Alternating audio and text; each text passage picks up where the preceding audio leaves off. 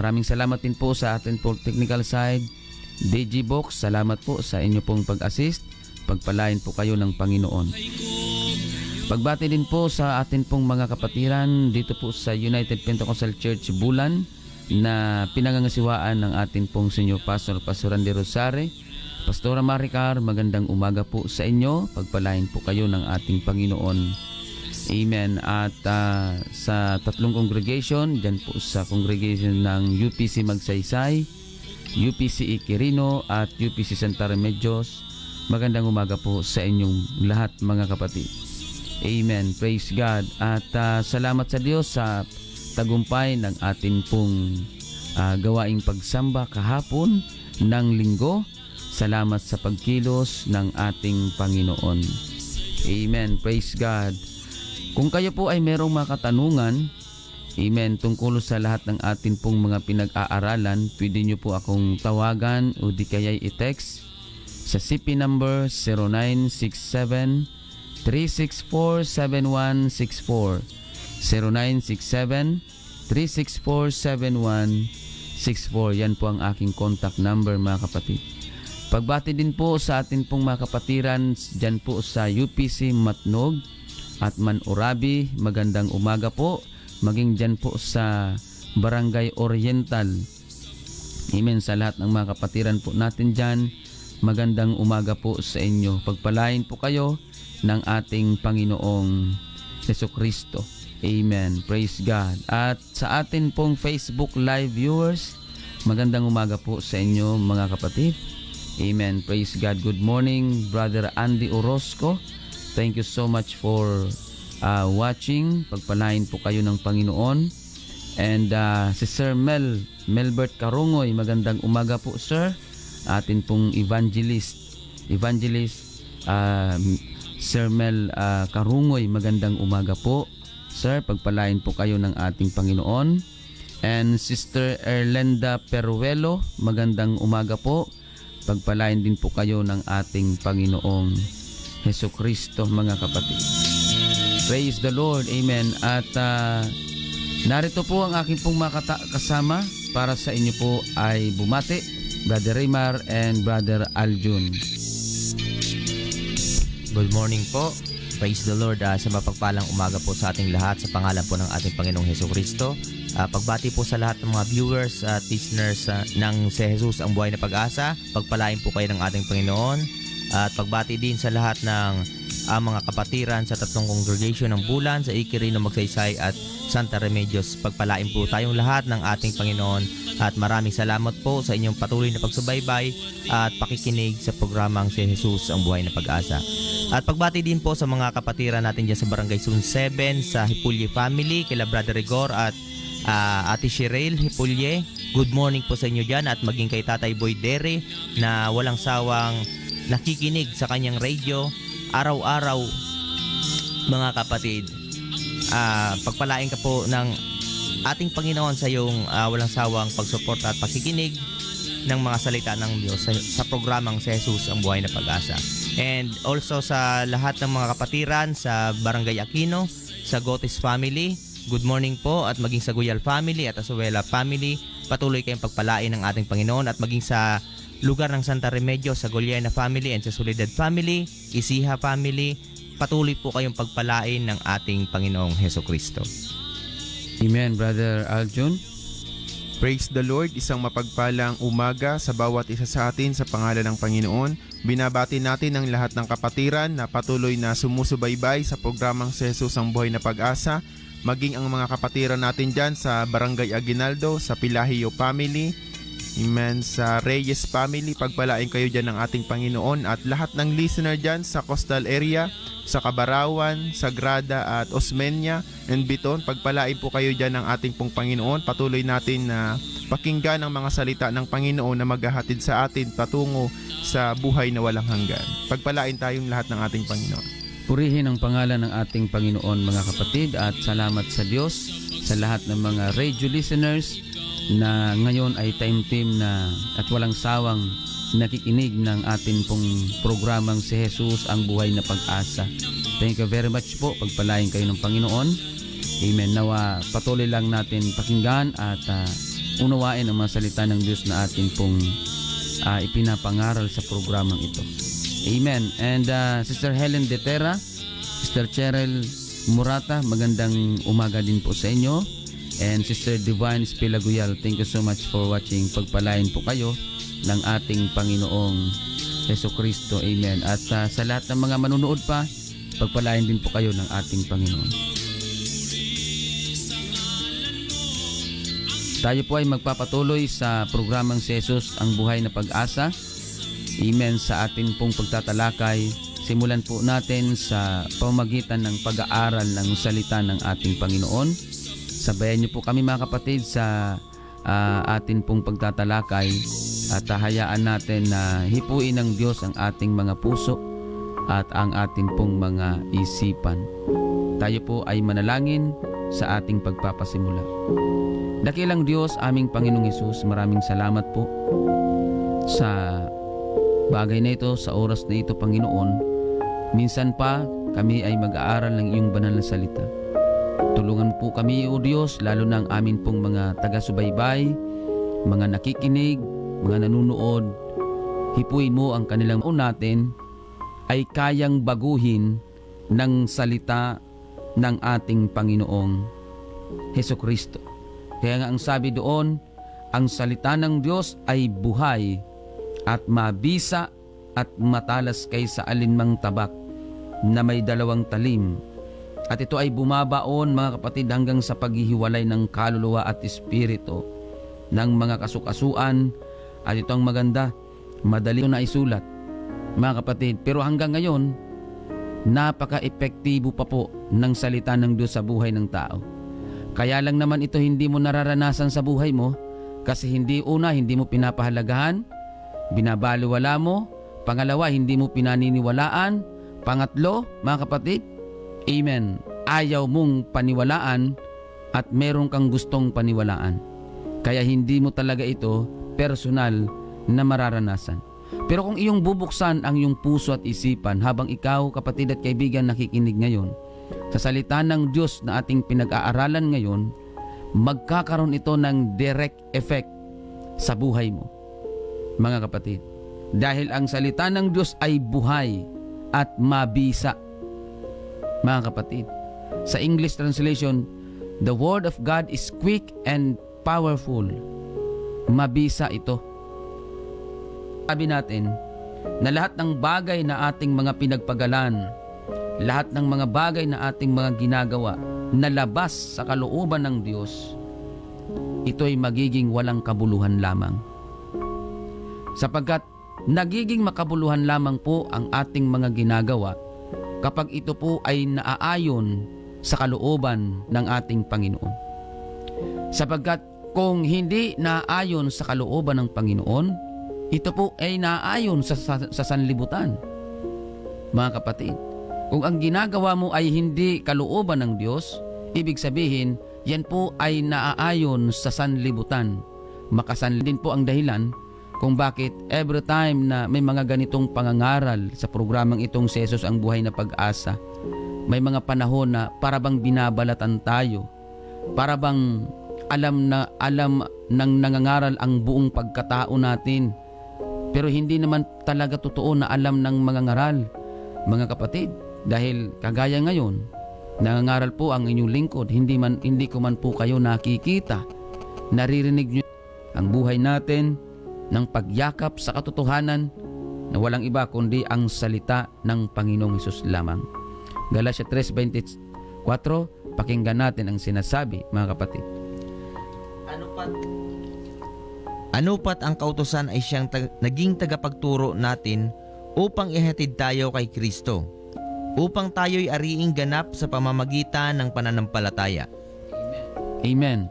So ang kautusan, ito yung naging tagapaghatid sa atin kay Kristo, mga kapatid. So ang salita ng Diyos, ito yung ang sugo. Kailangan pa ba natin ng huling sugo? Kailangan pa ba natin ng anghel na huling sugo? Kailangan pa ba natin ng propeta na huling sugo? Mga kapatid, dahil sabi ng Panginoon, ako ang daan, ang katotohanan at ang buhay. Bakit pa natin kailangan ng tao na magsasabi na siya ang daan magsasabi na siya ang may katotohanan. Dapat tanggapin ang aral niya. Hindi na natin kailangan, mga kapatid. Dahil kay Kristo pa lang, kumpleto na tayo. Kaya nga sabi ni Apostol Pablo, we are complete in Him. Kumpleto tayo sa Panginoong Jesucristo. Gusto mo ng daan? Tamang daan? Huwag kang pumunta doon sa lumang daan. Kay Kristo ka pumunta at lumapit dahil siya ang tamang daan. Siya ang daan. Gusto mo ng katotohanan? Hindi mo kailangan ng ibang mga tawag dito, mga tao na magsasabi siya ang huling sugo, huling propeta, huling mga ngaral. Hindi po, mga kapatid. Amen. Si Jesus po ang katotohanan. Kaya hindi na natin kailangan ng ibang libro para sabihin na sila ang katotohanan at para masabi natin na may ibang katotohanan. Siya ang katotohanan, si Jesus ang katotohanan. Kaya kung may dumating man na magsasabi na katotohanan din sila, peke na yon, mga kapatid. Dahil isa lamang po ang katotohanan. Isa lamang ang daan at isa lamang ang may buhay na walang hanggan. Mga kapatid, sa panahon ngayon, ang dami mga naglipa ng mga nangangaral na nagkiklaim na sila yung tamang pagsasadyos, sila yung tamang grupo, sila yung tamang relihiyon, sila yung tamang sect at denominasyon. Mga kapatid, that's the reason why we are not preaching about sect and denomination and religion. We are preaching about Jesus Christ because Jesus Christ is the only one Savior. He is the way, the truth, and the life. Kailangan pa ba natin ng iba? Kailangan pa ba natin ng ibang tao na lalapit sa atin at magsasabi, ako yung sugo, ako yung propeta, ako yung huling sugo, ako yung huling propeta, ako yung huling mangangaral na dapat ninyong pakinggan para daling kayo sa langit? Mga kapatid, wala pong ganito yun, mga kapatid. You cannot give something you don't have. Kung hindi mo pag-aari ang langit, huwag kang mangako ng langit. Mga kapatid, kaya nga, ang aking ipinangangaral sa programang ito ay tungkol sa Panginoong Jesucristo kasi siya ang may-ari ng langit. Kaya nga, kung mayroon man tayong dadalhin sa mga nangangaral ng salita ng Diyos, kung mayroon man tayong ipapakilala sa mga tao, walang iba kundi si Kristo kasi siya ang daan, siya ang katotohanan, siya ang buhay. Mga kapatid, we cannot give something we don't have. Kung hindi natin pag-aari ang langit, huwag tayo mangako ng langit. Kaya doon sa mga nangangaral na lumapit kayo sa amin, pumasok kayo sa amin, mag-anib kayo sa amin kasi may buhay na wala hanggan dito. Bakit? Sa iyo ba langit? Sa inyo ba ang langit para sabihin yung may buhay na wala hanggan dyan? So mga kapatid, hindi ako pwedeng mangako ng langit sa inyo. Dahil unang-una, isa rin ako sa nangangailangan ng langit. Kaya ang aking ipinangangaral sa mga tao, lumapit tayo sa Panginoong Jesucristo. Maglingkod tayo sa Panginoong Jesucristo. Sumunod tayo sa utos ng Panginoong Jesucristo kasi siya lamang ang magbibigay sa atin ng buhay na walang hanggan. Wala pong tao na pwedeng magbigay ng buhay na walang hanggan sa kapwa niya tao. Mga kapatid, amen. Huwag tayong mangako kaya sa mga nangangaral, huwag tayong mangako ng langit kung hindi natin pag-aari ang langit. Tulungan natin ang mga tao na lumapit kay Kristo kasi si Kristo ang may buhay na walang hanggan at si Kristo lang, mga kapatid, ang tanging daan at katotohanan. Sa mga nangangaral, huwag kang magsabi na ikaw ang katotohanan dahil hindi ikaw, tao ka lang. Mga kapatid, isa kang tao na nangangailangan din ng katotohanan. Sa mga nangangaral ng salita ng Diyos, tulungan natin ang mga tao na lumapit kay Kristo. Huwag natin tulungan ang mga tao na lumapit sa relihiyon at mag-anib sa relihiyon. Dahil ang relihiyon, walang silbi yan kung wala dyan ang katotohanan. Mga kapatid, may mga tao kasi na ginagamit ang relihiyon para sa pansariling interes lamang at sa gawaing pampolitikal. Huwag natin gamitin ang salita ng Diyos sa mga walang kabuluhan. Kaya sa mga nangangaral ng salita ng Diyos, ang aking pong katanungan, totoo ba na ginagamit kayo ng Diyos o kayo ang gumagamit sa Diyos sa pansarili niyong interes? Mga kapatid, Amen. Purihin ang pangalan ng Panginoong Hesukristo. Romans chapter 10 verse 4, pakinggan natin ang sinasabi. Sapagkat si Kristo ang kinauuwian ng kautusan sa ikatutuwid ng bawat sumasampalataya. Si Kristo ang kinauuwian, mga kapatid, ng kautusan sa ikatutuwid ng bawat sumasampalataya. Wala pong relihiyon na kayang tuwirin ang tao. Walang relihiyon, walang sekta at denominasyon na kayang baguhin ang buhay ng tao. Tanging si Jesus lamang po ang kayang magbago ng buhay ng tao. At yan po ang papel ng salita ni Kristo sa buhay ng tao, para baguhin ang mga maling kaisipan ng tao sa harapan ng Diyos. Mga kapatid, amen. Praise God. Hindi natin kayang baguhin ang buhay natin, at walang taong kayang baguhin ang kapwa niya. Si Kristo lamang po ang kayang magbago ng buhay ng tao. Mga kapatid, purihin ang pangalan ng Panginoon, kasi kung meron mang dapat unang baguhin sa tao, hindi yung kanyang sarili, hindi yung kanyang katawan. Kung meron mang dapat unang baguhin sa buhay ng tao, walang iba kundi ang puso at isip ng tao. Mga kapatid, at ang sabi doon sa key verse natin kanina, ang salita ng Diyos ay buhay at mabisa at matalas kaysa sa alinmang tabak na may dalawang talim, na bumabaon hanggang sa paghihiwalay ng kaluluwa at espiritu, ng mga kasukasuan at ng utak, at madaling kumilala ng mga pag-iisip at mga haka ng puso ng tao.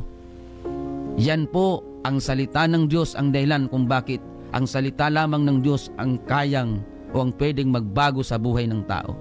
Kaya sa mga magulang ngayon, kung kayo po ay mayroong anak na sakit sa iyong ulo, kailangan natin ang salita ng Diyos para sa kanilang buhay. Pero unahin natin yung sarili natin. Purihin ang pangalan ng ating Panginoong Hesukristo. Matthew chapter 4 verse 4, pakinggan po natin ang sinasabi ng Panginoong Hesus. Datapwat siya'y sumagot at sinabi, nasusulat, hindi sa tinapay lamang mabubuhay ang tao, kundi sa bawat salitang lumalabas sa bibig ng lumalabas sa bibig ng Diyos. Mga kapatid, amen. Hindi lamang tayo nabubuhay sa mga material na bagay. Kaya wag natin ubusin ang ating lakas, wag natin ubusin ang ating atensyon, wag natin ubusin ang ating oras. Ibig sabihin, ang salita ng Diyos kapag ito'y naipangaral, mga kapatid, kahit hindi ito pansinin ng mga tao, hindi ang Diyos apektado. Mga kapatid, sapagkat kapag ang tao hindi sumunod sa utos ng Diyos, walang mababawas at mawawala sa Diyos. Pero kapag ang tao hindi sumunod sa Diyos, malaki po ang mawawala sa tao. Yun ay ang kaluluwa masusumpungan, kundi si Jesus lang na ipinagpatuloy ng kanyang mga alagad. Mga kapatid, kaya nga sabi ni Apostol Pablo, Galatia 1:8, kahimat kami o isang anghel man ang bumaba at mangaral sa inyo ng iba sa aming ipinangaral sa inyo, ay itakwil. Kaya buo ang tiwala ni Apostol Pablo na siya at ang iba niyang kasamahan ng mga apostol, buo ang kanilang loob at tiwala sa Diyos na lahat ng kanilang mga ipinangangaral, ito po ay resulta ng kanilang pagsunod at bunga ng kanilang mga napakinggan na salita ng Panginoong Hesukristo. Purihin ang pangalan ng Panginoon. Mga kapatid, maraming salamat po sa inyong pagsubaybay. Pagpalain po kayong lahat ng ating Panginoong Hesukristo. Tayo po ay manalangin sa ating pansamantalang pagtatapos. Dakilang Diyos, aming Panginoong Hesukristo, maraming salamat po sa napakagandang pagtatalakay na ito, na kung saan ipinakikita mo at ipinakikilala mo po sa mga tao kung gaano kahalaga ang ginagampanang papel ng salita mo sa buhay ng bawat tao. Panginoon, tulungan mo kami na magkaroon ng hangarin na magbasa, makinig, at magsunod sa iyong mga salita na aming pong napakinggan. Pagpalain po, Panginoon, lahat ng mga nakinig, lahat ng mga nanood. Hipuin mo po, Panginoon, ang kanilang mga puso at isipan upang kanilang lubos na maintindihan at maunawaan ang mga salita mong kanilang napakinggan. Help us to grow, Panginoon. Tulungan mo po kami na mas lalo pang yakapin ang katotohanan galing sa iyo na ipinagpatuloy ng iyong mga apostol. Panginoon, I declare blessing, I declare healing sa may mga karamdaman, peace sa nagugulumihanan, and financial blessings sa nakakaranas ng kagipitan. Salamat po, ito po ang aming samot na langin. Sa pangalan mo, Jesus, na aming nag-iisang Diyos at tagapagligtas. Amen. Mga kapatid, maraming salamat po sa inyong walang sawang pagsubaybay. Pagpalain po kayong lahat ng ating Panginoong Hesukristo. Salamat po sa lahat ng mga radio listeners, sa atin pong mga Facebook Live viewers. Brother Serafin Akibo, Brother Oli, good morning. God bless you. Amen. And Sister Nanet, Sister Besonia, good morning. Brother Bernardo Sidugen, Sister Cristi Disoyo, JP Flores, good morning. Praise God, Sister Merna. Amen. Pagpalain po kayo ng Panginoon. Praise God. And Sister Dalia Barreto Pidlawan, pagpalain ka ng Panginoon. Sister Marlene Laudit, praise God. Sister Elena Burabo, Sister Dina Rosare, Rebecca Montemor, good morning. Pagpalain po kayo ng Panginoong Hesukristo. Ako po ang inyong lingkod, Pastor Alfred Generalo ng United Pentecostal Church Matnog na inyo pong nakapili ngayon. Maraming salamat po sa inyong pagsubaybay. Kasama ko po si Brother Raymar, Brother Aljon sa Bible reading, and si Deji Box. Salamat po sa atin pong technical side. Pagpalain ka po ng Panginoon, Deji Box. Amen. At muli, lagi po nating tandaan, huwag na wag po nating kakalimutan, si Jesus lamang po ang ating buhay na pag-asa. God bless everyone.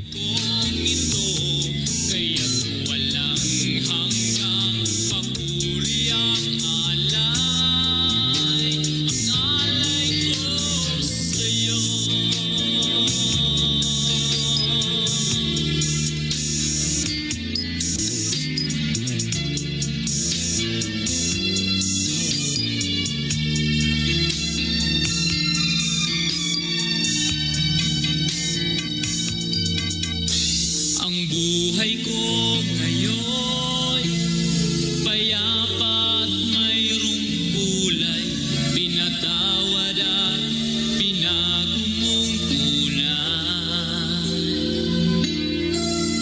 Tanging ikaw, Jesus, ang aking pag-asang taglay sa pagsubok